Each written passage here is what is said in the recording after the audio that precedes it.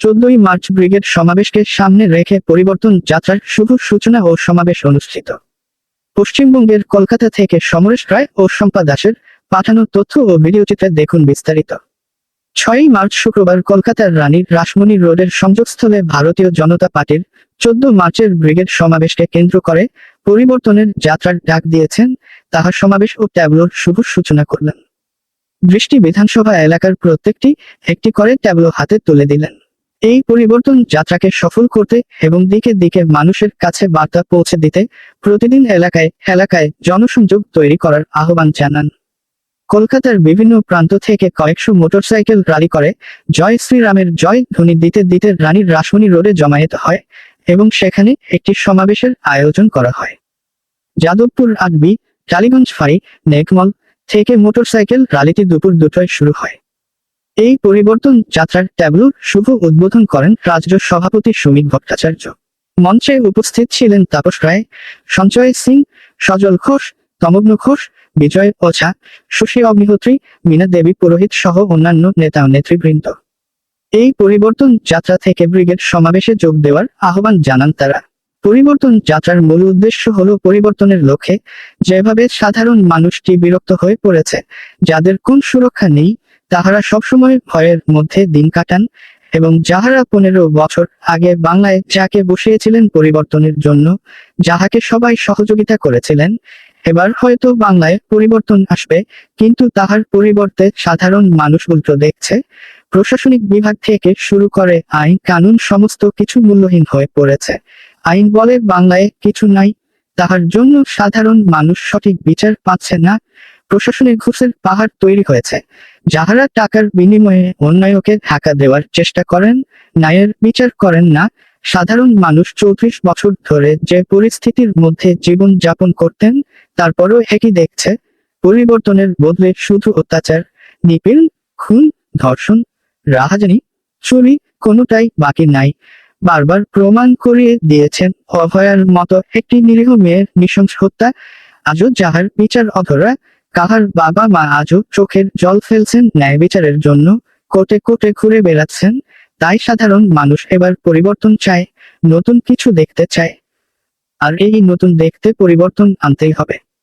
তাহারা মঞ্চে দাঁড়িয়ে প্রশাসনকে হুঁশিয়ারি দিলেন, আপনাদের কেউ রাজীব কুমারের মতো পুরস্কার পেতে হবে।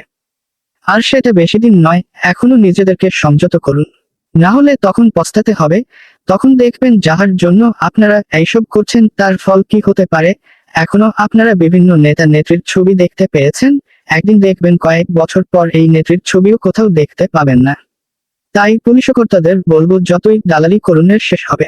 আমি বিনীত কোয়েলের মতো 24টা কমিশনারকে দেখেছি, এই কলকাতা পুলিশ দেখেনি, ওসিও দেখেনি, ডিসিও দেখেনি, জয়েন্ট সিপিও দেখেনি, সিপিও দেখেনি। এরা মানুষের ফোন ধরতে ভয় পায়। কতদিন ফোন না ধরে থাকবেন, একদিন আপনাদের জবাব দিতে হবে সাধারণ মানুষের কাছে। সাধারণ মানুষ বুঝতে শিখেছে, চোখের সামনে দেখতে শিখেছে। তারা আজ ভয়ঙ্কর পরিস্থিতির মধ্যে রয়েছে, কিন্তু এটা একভাবে থাকতে পারে না।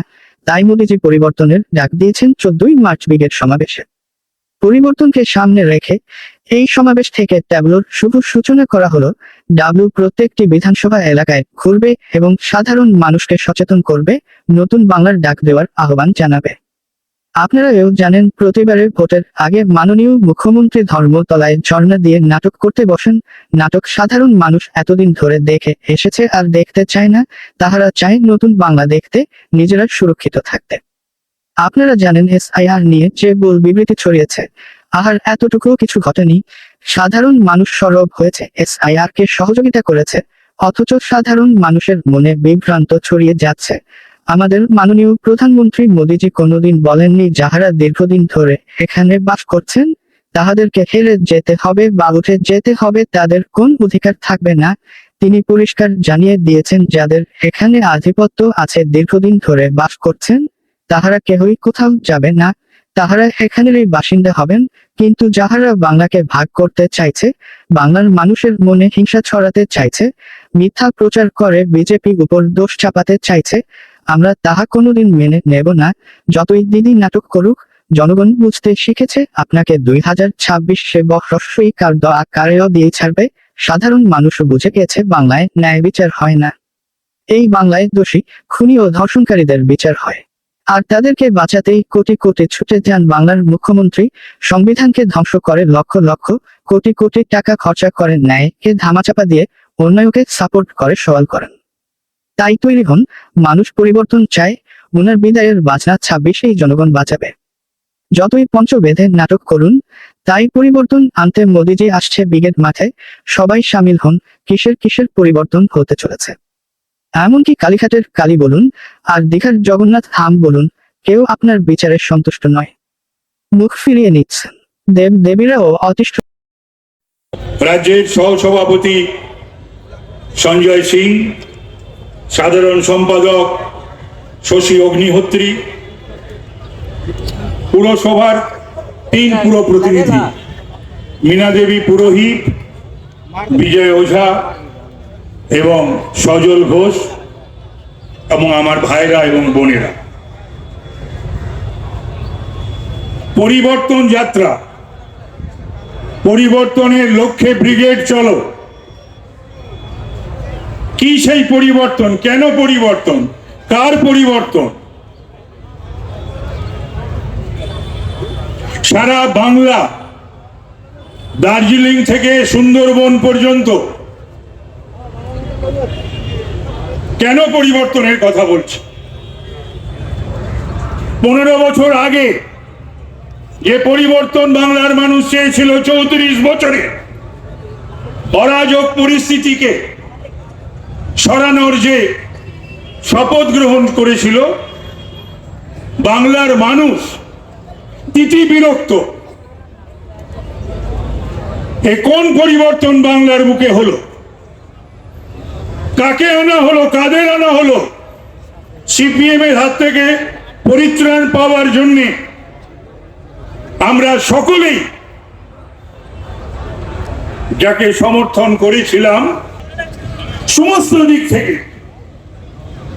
আজকে পশ্চিম বাংলায় আইনের শাসন নেই। এখানে পুলিশের কর্তারা রয়েছে, করে যান দালালি তৃণমূলে, রাজীব কুমারের মতন আপনাদেরও দেখবেন পুরস্কার মিলবে। বিনীত গোয়েল, এই কলকাতার আমি 24টা কমিশনারকে দেখেছি, আমি এই কলকাতা পুলিশ দেখিনি। আমি এইরকম ওসিও দেখিনি, ডিসিও দেখিনি, জয়েন্ট সিপিও দেখিনি, সিপিও দেখিনি। টিপিএম তথা বামফ্রন্টের আমলে এরা মানুষের ফোন ধরতে ভয় পায়, ফোন ধরে না, কথা বলে না। যদিও কেউ বলে ফেস টাইমে আসুন। কেন? পুলিশের সঙ্গে কথা বলতে ফেস টাইমে যাবে কেন? চুরি জোচ্চুরি যারা করে, স্মাগলিং যারা করে, যারা বিএনএসএস অ্যাট্রাক্ট করে, সেই ধরনের কাজ যারা করে, তারা ফেস টাইমে পুলিশের সঙ্গে কথা বলবে। কিন্তু যারা অসহায় অবস্থা, ভয়ঙ্কর পরিস্থিতি, আরো ভয়ঙ্কর পরিস্থিতি হতে পারে, কোন ঘটনা ঘটে যেতে পারে, পুলিশকে কোনো ইনফরমেশন দিতে চায়, আপনি যদি তৃণমূল না করেন, বিজেপি না, অন্য কোন রাজনৈতিক বা বিরোধী দল হন, পুলিশ আপনার টেলিফোন ধরবে না, মোবাইল ধরবে না। কি লজ্জার কথা! আমি বেশ কিছু আইপিএস নন আইপিএস কে বলেছি, মুখের ওপর বলেছি, সামনাসামনি বলেছি, ফোনে তো কখনো বলে দিয়েছি যে আপনাদের মেরুদণ্ডগুলো কি সব মমতার কাছে সঁপে দিয়েছেন, বিক্রি করে দিয়েছেন। এরকম ভঙ্গুর মেরুদণ্ড নিয়ে আর যাই হোক বাংলার শাসন হবে না। চলো। আর আমাদের পশ্চিমবঙ্গের নেতারা কংগ্রেস, তৃণমূল কংগ্রেস আর কি আছেন আমাদের সিপিআইএম, তারা বলছে মুর্শিদাবাদ চলো। একমাত্র আশ্রয়স্থল হচ্ছে মুর্শিদাবাদ। ওখানে কি আছে? মাটির তলায় সোনা আছে, পেট্রোলের ভান্ডার আছে, কি আছে? বলছে আমাদের ওখানে হুমায়ুন আছে, হুমায়ুন ও বাবার নামে মসজিদ তৈরি করছে, কি অন্য কারোর নামে মসজিদ তৈরি করছে আমাদের। সবাই ওখানে পৌঁছে যাবে। আরে আমরা আবেদন করছি প্রত্যেকটি শিক্ষিত সচেতন মুসলমান সমাজের কাছে। আমরা জানি 1% মুসলমান আমাদের ভোট দেয়নি। আমরা জানি আপনাদের দিয়ে বিভিন্ন জায়গায় যাত্রায় আমাদের উপরে হামলা লাগানোর প্রচেষ্টা করছে। আজকে 4টে গাড়িকে উল্টিয়ে রেখে দিয়েছে রানীগঞ্জে। আজকে তারপরে বারাবণীতে আজকে গাড়ি 4টে উল্টেছে। কুচবিহারে সকালবেলা আক্রমণ হয়েছে। এই আক্রমণ কোনো বিচ্ছিন্ন নয়। তৃণমূল যদি মনে করে থাকে আমাদের এই ট্যাবলোর উপরে আক্রমণ করে, যাত্রার উপরে আক্রমণ করে, আমাদের গাড়ি ভাঙচুর করে আগুন লাগিয়ে বিজেপি কর্মীর হাত কেটে নিয়ে এটাকে বন্ধ করে দিতে পারবেন, পরিবর্তনকে পারবেন না। 2016 থেকে আজ পর্যন্ত 300 বিজেপি কর্মী খুন হয়েছে। 2021-এর 2রা মের পর থেকে 27 দিনের মধ্যে 56 জন বিজেপি কর্মী খুন হয়েছেন। আমাদের 27 জন মহিলা মোর্চার কর্মী প্রকাশ্যে ক্যামেরার সামনে দাঁড়িয়ে বলেছেন তারা তৃণমূল গুন্ডাদের দ্বারা গণধর্ষিতা হয়েছেন। একটার পর একটা বাড়িতে আগুন লেগেছে, জেসিপি দিয়ে বাড়িকে ভেঙে গুঁড়িয়ে দেওয়া হয়েছে। 5 লক্ষ টাকা পর্যন্ত বাড়ি ফেরার জরিমানা দিতে হয়েছে। থুতু ফেলে চাটানো হয়েছে, সেলফোন কেড়ে নেওয়া হয়েছে। সমস্ত অটো টোটো চালককে লাইন থেকে দীর্ঘদিনের জন্য বার করে দেওয়া হয়েছে। সামান্য বাসের কন্ডাক্টর 52 বছর বয়স, তাকে গাড়ি থেকে নামিয়ে দিয়েছে। কিন্তু তারপরেও পশ্চিমবঙ্গে বিজেপি আছে, কারণ বিজেপি থাকতে এসে চলে যেতে আছে। আজকে আমাদের রাজ্যসভার নির্বাচন ছিল।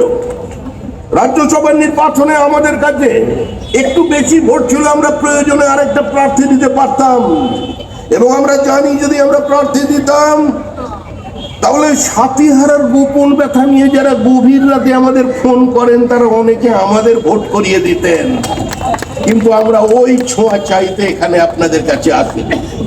আমরা পশ্চিমবঙ্গের মানুষের কাছে দাঁড়িয়ে বলছি আমাদের লড়াই কোনো ব্যক্তির বিরুদ্ধে নয়, আমাদের লড়াই কোনো সম্প্রদায়ের বিরুদ্ধে নয়, কোনো ধর্মের বিরুদ্ধে নয়। আরে সাল্লাল্লাহু আলাইহি ওয়াসাল্লামের কথা শুনে যদি কেউ মনে করেন এই মাটিটা তার মাটি, কারণ তিনি তো সেই উপদেশ দিয়েছিলেন মক্কা থেকে মদিনায় চলে যাবার সময়। কিন্তু আপনারা কোন ধর্মগ্রন্থ পড়ে এখানে এসে নতুন করে ভারতবর্ষকে দারুল হার্ব বলছেন না পাক বলছেন? আজকে চলে যান, কোথায় পড়েছে ববি হাকিমের ছেলে মেয়ে? কোথায় পড়েছে তৃণমূল কংগ্রেসের আরেকজন মন্ত্রী জাভেদ খানের ছেলে মেয়ে? কোন মাদ্রাসায় পড়েছে? কোন খারিজি মাদ্রাসার দরজায় তাদের দেখা গেছে? জিজ্ঞাসা করুন যে কোনো প্রতিষ্ঠিত মুসলমানকে, যে কোনো ডাক্তারকে, কোন মাদ্রাসায় তারা পড়েছেন? মুসলমান ভাইয়েরা কি পেয়েছেন পশ্চিমবঙ্গে? জেলে চলে যান, সবচেয়ে বেশি কারা? সব মুসলমান, অধিকাংশ। থানার লকআপে যান, সবচেয়ে বেশি কারা? উত্তর একটাই, মুসলমান। সরকারি চাকরিতে যদি আনুপাতিক হারে বিচার করেন ভারতবর্ষের অন্য রাজ্যের সঙ্গে, বিশেষ করে গুজরাটের সঙ্গে পশ্চিমবঙ্গের স্থান কোথায় হিসাব করুন। হোমিওপ্যাথিক হসপিটাল, রাজ্যে কারা সেখানে আছে? 90% কারা? উত্তর একটাই, মুসলমান। নরেন্দ্র মোদী ভারতবর্ষে 2014-এর আগে প্রধানমন্ত্রী ছিলেন না। এই দেশ যারা চিরকাল পরিচালনা করেছে, বরং বলা ভালো শাসন করেছে, যারা আপনাদের জন্য চোখের জলে বুক ভাসিয়ে দিয়েছে, আজকে তারা কিন্তু রাম মন্দির তৈরি করা বন্ধ করতে পারেনি, বরঞ্চ এক সময় তারা জনরোষের কাছে মাথা নত করে রাম মন্দিরের দরজা খুলতে বাধ্য হয়েছে। আমাদের কাছে কোনো হিডেন এজেন্ডা নেই। আসুন আমরা এই সময় এই পরিবর্তন লক্ষ্যে আজ থেকে আমাদের যে যাত্রা শুরু হয়েছে, এই যাত্রা পথে আমি সমস্ত সাধারণ মানুষকে, পথ চলতি জনতাকে আমি অনুরোধ জানাচ্ছি এই পরিবর্তন যাত্রায় সবাই যোগদান করুন। ধন্যবাদ। বন্দে মাতরম। ভারত মাতা কি। এবার আপনাদের সামনে বক্তব্য রাখবেন আমাদের সম্মানীয় রাজ্যের সহসভাপতি এবং আমাদের এই যে ব্রিগেড যাত্রা আছে, যে ব্রিগেডের সভা আছে, সেই সভার প্রমুখ সম্মানীয় মঞ্চে আসার জন্য অনুরোধ করছি। এবার আপনাদের সামনে বক্তব্য রাখবেন আমাদের রাজ্যের অন্যতম সহসভাপতি এবং আমাদের এই কলকাতার যে পরিবর্তন যাত্রা, সেই পরিবর্তন যাত্রার অন্যতম সদস্য সম্মানীয় তাপস রায় মহাশয়।